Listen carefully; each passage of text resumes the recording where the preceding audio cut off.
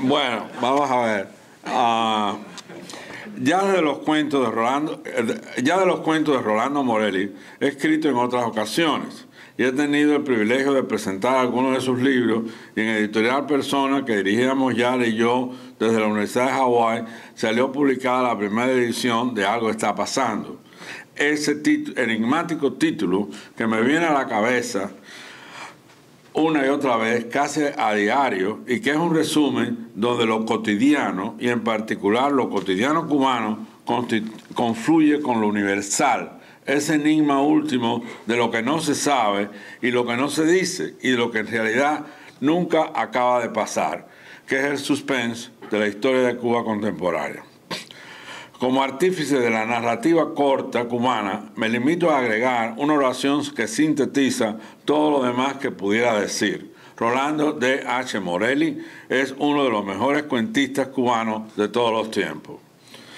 Quiero enfocar especial atención a su preocupación por Cuba y en particular por la literatura cubana, que ha manifestado en el transcurso de unos pocos años, desde la fecha de su fundación de la editorial, conjuntamente con Kurt Frankenstein, por la preservación del patrimonio cultural cubano a través de las ediciones de La Gota de Agua. Todos sabemos que a partir de 1959 el patrimonio cultural cubano sufre, para decir lo mínimo, una violenta sacudida por razones de intransigencia y persecución política castrista que produce una fragmentación del discurso literario y cultural de la nación, con repercusiones de carácter internacional. Sin contar lo que implica el vacío cultural que significa el desconocimiento de figuras claves de las letras cubanas, como es el caso de Emilia Bernal Agüero, cuyos textos reaparecen en esta edición de La Gota de Agua. A Rolando lo conocí hace ya más de un cuarto de siglo, en un memorable congreso de literatura del Caribe en Puerto Rico en 1984, entre paréntesis, en el cual se encuentra presente el profesor Bill Simmons, que también más o menos conocí en esta época y que coincide con esta presentación. Cuando realizaba Rolando sus estudios de doctorado en Temple University en Filadelfia, que lo convertiría en el primer intelectual cubano de la generación del Mariel que recibiría un PhD en los Estados Unidos. Un ejemplo adicional de las relaciones cubano-americanas en el mundo universitario norteamericano, en línea de continuidad con la generación previa de exiliados cubanos que se inicia en 1959 e inclusive mucho antes, en este país, cuna de la libertad de expresión y la libertad ideológica, en cuyas aulas universitarias le dio acogida a figuras tan distintas de las letras cubanas como Juan José Arrón y Herminio Porter Vilá. Pero ya desde 1984, Morelli deja constancia de su compromiso con Cuba y el patrimonio nacional, la literatura, la historia y la responsabilidad del escritor, disertando en el Congreso sobre las perdidas elegías cubanas de Miguel Matamoros, que formaba parte de un conjunto de manuscritos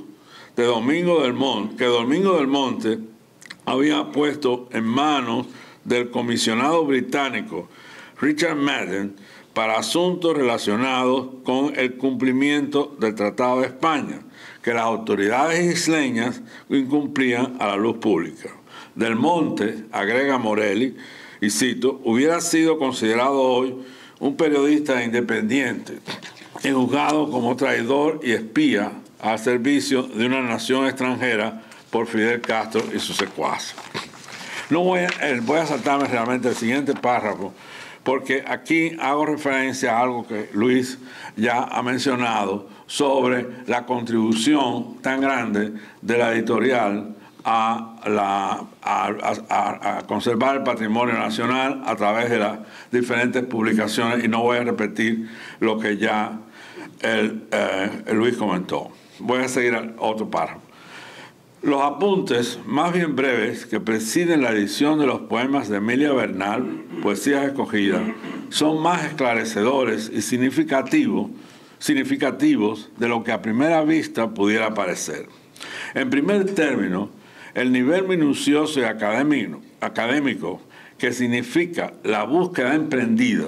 incluyendo la observación de que, y cito, en algún caso fortuito, la enmienda o añadidura que le hace el autor a sus propios textos aparece en una prueba de galera conservada, es decir, Rolando está yendo a las pruebas de galera, incluso en las páginas del libro ya publicado por la autora, descubre la presencia de un perfeccionista que hay en Morelli al insistir en observaciones de esta naturaleza. En segundo término, la reconstrucción del objeto lírico mediante el anecdotario personal y colectivo que le da forma a un conjunto de vivencias personales y la añoranza del escritor nos hace volver a Cuba dentro de un espacio de provincia, Camagüey, y también en un espacio de tiempo en que el prologuista se vuelve personaje dentro del entorno que evoca, creándose una atmósfera íntima entre el lector, el editor y la antologada. Finalmente, en tercer término, quizás esto sea lo más significativo, el contenido histórico político que se desprende del hilo conductor de su abuela, es decir, la abuela de Rolando, a la que hace referencia a Morelli al evocar su niñez, va del entorno familiar, doméstico, íntimo, al público, colectivo y represivo, gracias al proceso, y cito a Morelli, al proceso de contaminación y envenenamiento debido a la politización demagógica del discurso crítico, llamémoslo así, del comité de barrio en ciernes, que encontraba elementos políticamente negativos en la lírica de Emilia Bernal. Es decir, Rolando nos sitúa en un momento de su vida con su abuela y con unos datos adicionales sobre esto. Lo que quiero decir quizás exija una referencia específica. El poema La Campana explica la complejidad de esta circunstancia cuando se ve, diríase, políticamente incorrecto, cuando él era niño, en Cuba, cuando se veía políticamente incorrecto en Cuba, que un niño en la escuela primaria, en este caso el propio Morelli, que tenemos aquí hoy, recitara en un acto cívico que tuvo lugar en su infancia, ya dentro del marco del triunfo castrista, un poema de Emilia Bernal dedicado a las campanas de la iglesia de la Soledad. Hay que reconocer, sin embargo, que la compañera revolucionaria que demagógicamente lo rechazaba no estaba tan despistada, como pudiera parecer, porque en realidad es la voz de la abuela la que va a marcar la voz del niño, en lo que podría decirse discurso interior y subversivo que creaba la abuela y que iba a servir de frente de resistencia en la vida de Rolando, de trinchera, y el propio Morelli me podrá decir si estoy equivocado, a ese hombre nuevo que el régimen se empeñaba en gestar y que se superimponía a la identidad del discurso individual del niño gracias a la voz de la abuela, que era la que en cierto sentido también recitaba el poema, y el cual el niño ni siquiera sabía lo que estaba pasando, y que ahora lo sabe cuando ya ha vivido lo que a aquel niño le quedaba por vivir. No hay más que hacer una relectura de La Campana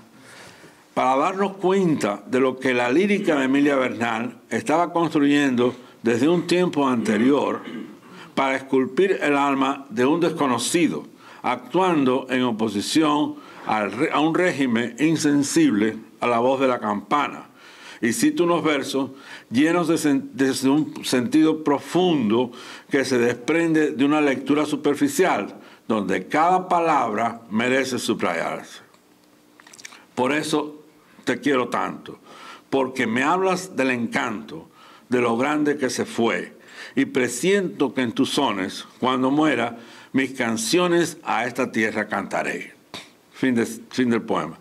A lo que estoy refiriéndome en este momento no es al poema de la Bernal, ni siquiera al texto mismo de Morelli, sino a la síntesis histórica que esto representa, al fracaso de un proyecto maquiavélico de querer crear un hombre nuevo con el absoluto desprecio a la sensibilidad individual. Naturalmente, el hecho mismo de que Morelli esté aquí hoy demuestra que demoler no es tan fácil, que frente a la distorsión histórica está la liga. La voz de Emilia Bernal, y quizás esto explique la obsesión bernaliana de Morelli, que tiene una resonancia permanente e interna en el poema que había aprendido de memoria el muchachito este, el cual lo había declamado durante la ceremonia matutina, recordando como la torre del campanario, lo grande que fue la torre del campanario, cuyos sones persisten en el libro que tenemos en la mano. Si visualizamos esto, si visualizamos desde dentro la imagen del niño camagüeyano, podemos percibir el desarrollo subconsciente de una personalidad que internalizaba la circunstancia política y que no podía interpretar conscientemente, pero que gestaba ya la personalidad volcánica y rebelde de Rolando. De ahí la preocupación castrista por el quehacer literario, que siempre, y diré que con razón resulta sospechosa y en este caso muy significativa. Muchas gracias.